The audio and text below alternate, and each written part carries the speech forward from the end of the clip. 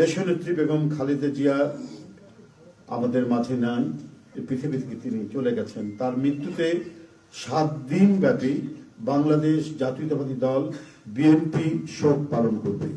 7 দিন ব্যাপী বাংলাদেশ জাতীয়তাবাদী দল শোক পালন করবে।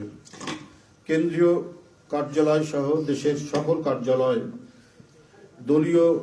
সকল দলীয় কার্যালয়ে 7 দিন ব্যাপী কালো পতাকা উত্তোলন করা হবে। 7 দিন ব্যাপী কালো পতাকা উত্তোলন করা হবে।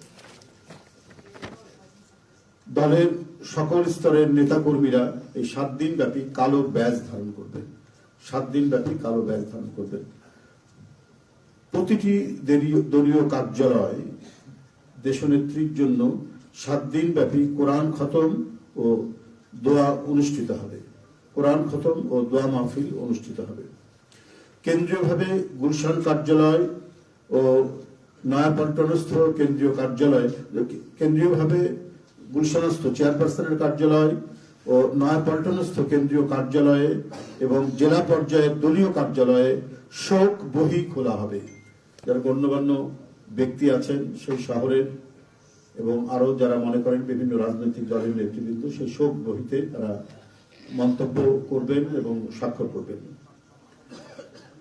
মরহুমা দেশনেত্রী বেগম খালেদা জিয়ার নামাজে জানাজা ও দাফন পরবর্তীতে জানানো হবে। মরহুমা দেশনেত্রী বেগম খালেদা জিয়ার নামাজে জানাজা ও দাফন পরবর্তীতে জানানো হবে। এই ছিল কর্মসূচি। ধন্যবাদ আপনাদের সবাইকে।